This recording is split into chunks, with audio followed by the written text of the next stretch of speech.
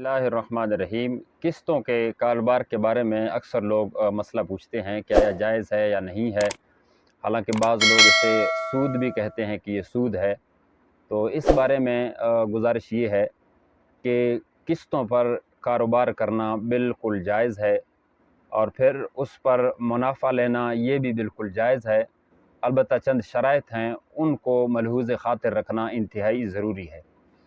अगर कोई शख्स किस्तों पे कारोबार करता है, उसकी एक मिसाल है, यूँ समझें कि एक शख्स आके कहता है कि मैं 50,000 रुपये पे आपसे ये मोबाइल ख़रीदता हूँ, इसकी नकद कीमत 50,000 है, मैं ख़रीद रहा हूँ 80,000 रुपये की।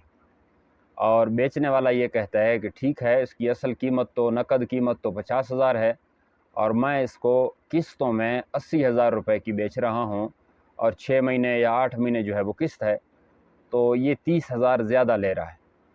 तो इस सूरत में उलमा कराम ने मसला ये लिखा कि वैसे तो छोटी बड़ी बड़ी शराइत बहुत ज़्यादा हैं, लेकिन दो शराइत वो इंतहाई ज़रूरी हैं, वो होने चाहिए, उनके बग़ैर ये कारोबार करना जायज़ नहीं होगा।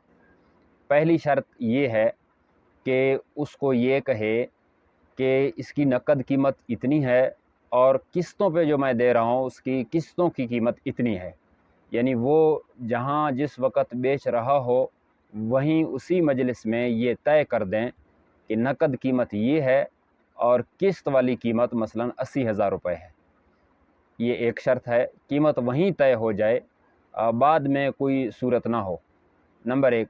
नंबर दो ये है कि किस्त भी मुतय्यन हो कि मैं हर माह आपको 5,000 या 8,000 या 10,000 रुपये हर माह दूँगा, और इतने महीनों तक ये किस्त जाके ख़त्म हो जाएगी।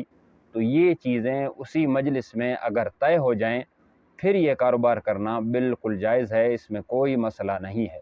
हालांकि बाज़ लोग ये समझते हैं कि अगर कोई शख्स किस्तों पे एक चीज़ दे रहा है तो उसको महंगी बेच रहा है, तो ये जायज़ नहीं है।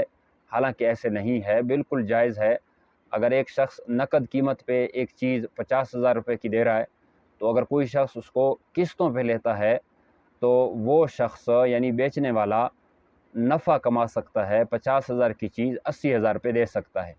फिर वो चाहे कोई मोबाइल हो, फिर वो चाहे कोई गाड़ी हो, या वो कोई मोटरसाइकिल हो, ये तमाम कारोबार करना इस लिहाज से जायज़ है। दो शराइत होने चाहिए। पहली शर्त ये थी कि उसी मजलिस में कीमत तय होनी चाहिए कि नकद कीमत ये है और उधार की कीमत जो है वो ये है। और दूसरी शर्त ये थी कि किस्त भी तय हो जानी चाहिए कि माहाना इतनी जो है वो किस्त मैं आपको अदा करता रहूँगा। तो ये तो जायज़ हो गई, लेकिन बाद में एक सूरत और है कि बाज़ औक़ात लोग इस तरह तो कारोबार करते हैं, लेकिन बाद में आकर ये कहते हैं कि जी 3 महीने गुज़र गए, 3 महीने अभी तक बाकी हैं, तो आपके इतने पैसे रहते हैं, मैं आपको मुकम्मल अदा कर देता हूँ, तो आप इसमें कुछ कमी बेशी कर दें। ये कमी बेशी करना बाद में जायज़ नहीं है, इसकी कोई गुंजाइश नहीं है।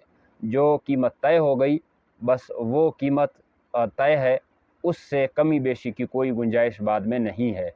वो अगर 50,000 की चीज़ 80 में तय हो गई, 3 महीने बाद 70,000 ये अदा कर चुका है, और फिर वो आके कहता है कि अभी मैं मुकम्मल पैसे देता हूँ, इसमें से कुछ कम करें, ये सूरत जायज़ नहीं है।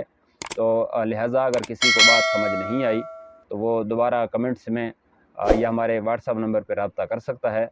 उम्मीद है कि इस मुख्तसर वक़्त में आपको इन दो शराइत के साथ किस्त का कारोबार समझ आ गया होगा।